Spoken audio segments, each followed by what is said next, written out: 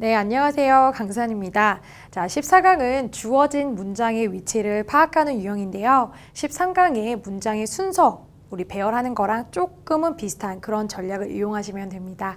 자, 비슷하게 지문도 두 가지식으로 나와 있기 때문에 제일 처음에 주제가 시작이 되고 그리고 그 글의 어떤 구체적인 진술이 쭉쭉쭉 나오신다 생각하시면 되고요. 대부분이 그렇다는 것이고요. 자, 그리고 어떻게 그럼 이제 문제를 풀까요? 자, 먼저 글이 주어지는 그 박스를 먼저 읽으셔야 돼요. 우리 13강의 글의 순서도 박스를 먼저 읽었잖아요. 마찬가지예요. 자, 박스가 주어지면 그 박스의 글을 먼저 읽고 또 거기서 최대한의 단서를 이제 빼는 게 이제 우리 글의 이 글의 유형의 어떤 전략이 되겠죠. 자, 단서는요, 쌤 뭐예요? 자, 단서는요, 우리 아까 앞에서 봤던 거에서 조금만 더 플러스해서 보면 되시거든요. 자, 일단 우리가 제일 잘 알고 있는 대명사, 그쵸? 더라던가 this, they, one, he, she, such 같은 대명사 정말 잘 보셔야 되고요. 그리고 나서 정관사 받는 거, 우리 글의 순서 이용할 때도 어를 이용해서 하는 거 기억나시죠? 자, 그 on을 받는 더까지 잘 신경을 쓰셔야 됩니다. 자, 그리고 지시어라던가 뭐 this, these라던가 that, those라던가 such 같은 구문도 잘 봐주셔야 되는데, 자, 여기까지는 다 아까 빈칸 우리 그 글의 순서 13강에 했던 거와 굉장히 비슷하다라고 생각하시면 돼요. 자, 그럼 여기는 좀 차이점은 뭐예요? 라고 궁금하시는 분들이 있으실 텐데요. 자, 차이점은 우리가 앞뒤의 내용을 조금 예측을 해야 될 필요가 있다라는 거예요. 자, 생각을 하시는데 단서를 이용해서 뭔가 앞에 이 글이 있었을까? 뒤에는 이 글이 나오지 않을까? 이런 앞뒤의 내용을 좀 추측을 해 가시는 게 이 글의 전략이거든요. 자, 논리 추론이 조금 필요한 그런 유형입니다. 그래서 조금은 우리가 체감의 어떤 난이도가 어렵다 생각할 수도 있는 그런 유형이 바로 24강인데요. 자, 플러스로 대명사, 정관사, 뭐 지시어 외에도 우리 그 앞에 13강에서도 이용했듯이 연결어도 또한 잘 사용하셔서 문제를 풀어가셔야 됩니다. 자, 첨가어, 이런 뭐 연결어 같은 설명은 또다시는 하지 않을 건데요. 자, 한번 찬찬히 여기를 읽어보시고, 그리고 우리 연결어에 대한 우리 내용은 잘 알고 있으니까 그 생각을 가지고 일단 우리 문제 유형을 한번 적용을 해보는 시간을 갖도록 하겠습니다.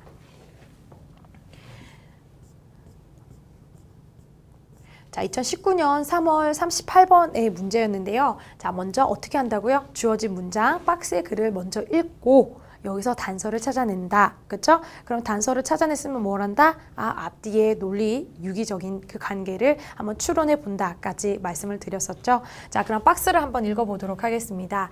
자, 그러나가 나왔네요. 일단 연결어 우리 이용하기로 했었잖아요. 자, 그쵸? 그러나 이 신문이라는 것들은 could be posted free of charge. 뭔가 무료로 이렇게 포스트가 됐대요. 게재가 됐대요. 자, 그리고 이것은요, look for, 뭔가 빠져나갈 구멍이 됐었대요. 누구한테요? For thrifty Victorians. 이 굉장히 검소한 이런 빅토리안 사람들한테 빠져나갈 구멍이 되었대요. 뭐가요? 신문이요. 왜요? 무료라서요. 자, 그러면 여기까지 우리가 볼 수 있었던 단서나 뭐가 있을까요? 일단 그러나가 보이네요. 그쵸? 그러면 그러나가 나왔고 우리가 앞뒤를 조금 추측해 보기로 했었기 때문에 앞의 내용은 뭔가 뭐 무료의 반대, 뭐 유료라는 말이 나왔던 거다. 그쵸? 혹은 뒤에 말은 그래서 나중에 빅토리안 이 사람들이 빠져나갈 구멍이 됐으니 이 사람들이 신문을 뭐 이용하고 신문을 뭐 잘 사용했다라던가, 자, 이런 말들이 논리적으로 추론이 되면 괜찮겠죠. 그렇죠? 이 정도는 여러분들도 할 수 있는 그런 논리의 추론이기 때문에 선생님이 먼저 해봤어요. 자, 그럼 그 생각을 가지고 우리가 이제 지문에서 그런 문장이나 그런 말이 앞뒤로 있는 걸 잘 찾으시면 되거든요. 자, 선생님이 찬찬히 다 봤더니 자, 그런 말이 있었던 부분이 바로 여기 문장이었어요. 자, 여기 문장 앞에 보시니까 sending a letter, 아까 신문 기사의 반대쪽으로 보시면 되겠죠. 이런 편지를 보내는 것은 cost, 돈이 들더래요. 그럼 아까 앞에 그러나, 그쵸? 신문은 무료예요. 그쵸? 그럼 유료의 반대, cost가 들었다, free of charge, 무료다. 그러나, 괜찮은 거죠. 자, 그럼 뒤에는요, 그러다 보니, 자, 이 문장이 들어가고 나서, 그래서 사람들한테, 그 빅토리안 사람들은 굉장히 검소한 사람이다 보니, 신문이 빠져나갈 수 있는 구멍이 됐다라고 얘기를 했었잖아요. 그러니 그 사람들한테는요, 이런 돈 드는 편지를 써서 보내기보다는, 그거 대신에 그 사람들은 뭐 하기 시작한 거예요? 내가 뉴스페이퍼라는 이 신문을 이용해서 뭔가 시작하기 시작했다라는 거. 아, 괜찮네요. 논리적 구조가 정확하게 맞는 문장이 바로 4번인 거죠. 아, 그러면 이 문장은 이런 식으로 풀면 되겠구나 라는 감이 조금 오셔야 되는데 오셨을지 모르겠네요. 자, 그럼 다음 문제를 통해서 우리 또 한번 다시 적용을 해보도록 하겠습니다. 자, 이번 문제는 2020학년도 6월에 나왔던 그런 문제인데요. 먼저 박스를 보니까 자, rather이 보이고요. 오히려 이런 얘기죠. 행복이라는 것은 종종 어떤 순간에 우리가 발견이 되어지냐면요. 자, 우리가 가장 뭔가 약하고 깨지기 쉬운 이런 힘든 이런 상황, 혼자 있을 때, 고통이 있을 때 이런 순간에 우리가 볼 수 있다라고 합니다. 자, 선생님이 아까 좀 전에서 개념 강의할 때 설명을 안 드린 부분이 있는데, 자, 쌤, 저는 여기 지시어 도즈를 찾았어요 라는 거. 근데 여기서 도즈는요, 이렇게 우리가 이런 뭐라고 할까요? 형용사 절을 받는 그런 명사는요, 앞에 관사가 꼭 있어야 돼요. 그래서 여기 관사는 우리가 조금 신경을 써야 되는 부분이기 때문에 앞에 꼭 어떤 습관들이 안 나와 있을 수도 있는 거예요. 자, 여기를 제가 설명을 드렸어야 됐는데 예문을 통해서 지금 알려드리는 거예요. 자, 다시 말씀드릴게요. 자, 어떤 명사가 나왔는데 앞에 어떤 더나 these나 those 같은 게 나왔어요. 근데 그게 명사 하나로 끝났으면 그걸 이용해서 문제를 푸는 건 맞지만 뒤에 이런 형용사 절, 여기 같은 경우는 when이나 that이 지금 생략된 경우잖아요. 자, 이런 when절이나 that절이 받는 이런 형용사 절은 원래 앞에 관사가 있는 게 맞거든요. 그래서 이 관사는 그렇게 중요한 단서로 보시면 안 되는 거예요. 자, 이게 이해가 되셨나요? 자, 그럼 여기서 우리가 알 수 있는 건 행복이라는 것은 이렇게 힘든 상황에 이때 발견이 된다라는 거네요. 자, 그럼 오히려 행복은 이런 상황에 발견이 돼. 그쵸? 오히려 어려울 때 발견돼. 그럼 앞에는 뭔가 좋은 얘기가 나왔어야겠네요. 만족감이 있었다던가, 행복은 이렇게 페인이나 혼자 있을 때 말고 같이 있을 때, 뭔가 좋을 때, 만족스러울 때, 이럴 때 나온다. 근데 오히려 그게 아니라 이런 문장이 나와야 되는 거니까 앞은 그렇게 생각할 수가 있겠고, 자, 뒤에는요, 그러면 이렇게 힘든 순간들에 대한 얘기가 조금 이렇게 구체적으로 나오는 게 어떨까라는 생각이 저는 자연스럽게 들었는데, 자, 여러분들은 어떠실까요? 일단 그걸 생각하면서 문장을 계속 읽어가시면은 가장 맞아 떨어지는 것이 바로 저는 5번이었어요.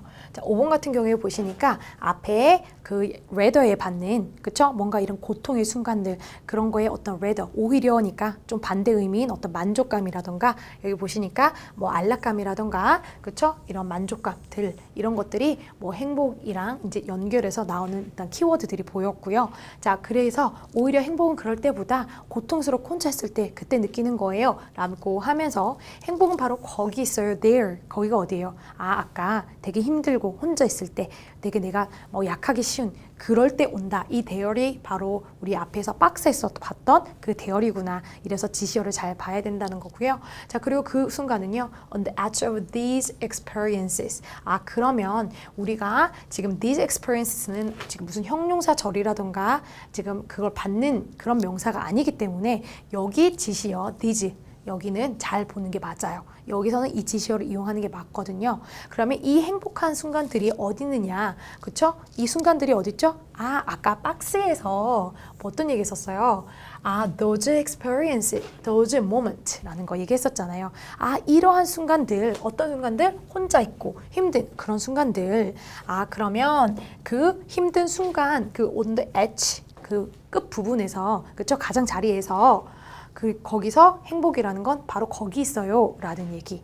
요렇게 이어지면 되겠구나. 자, 그래서 정답은 5번이에요. 자, 그럼 한 문제 다시 보러 가실게요.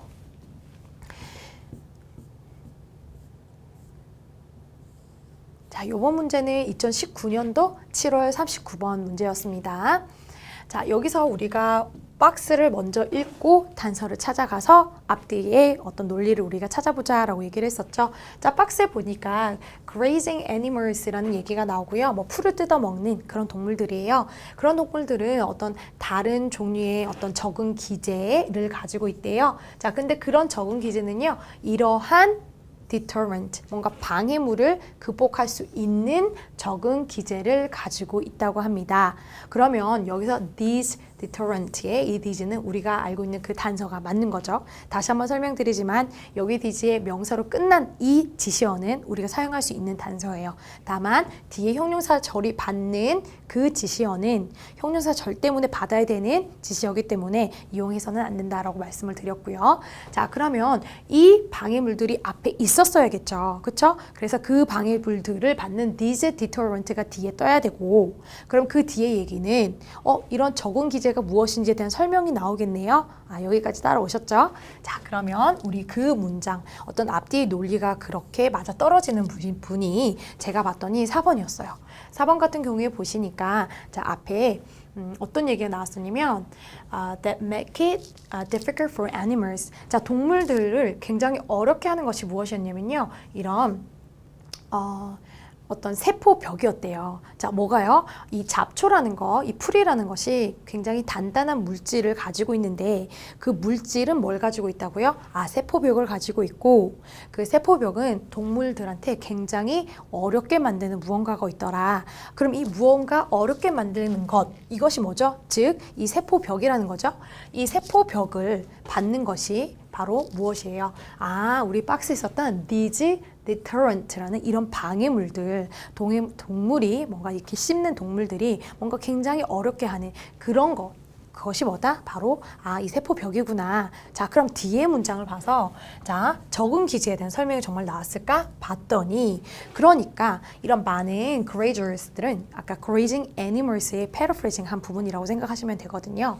자, 이렇게 잡초를 뜯어먹는 그런 동물들은요. 그래서 have teeth. 아까 잡초의 어떤 벽이 너무 단단해서 어려운 장애물이 있다고 했잖아요. 그러니까 사람들이 아니라 이런 잡초를 먹는 동물들이 적응 기제를 갖고 있더라가 박스에 있었던 말이었죠. 그럼 그 적응 기제가 뭐죠?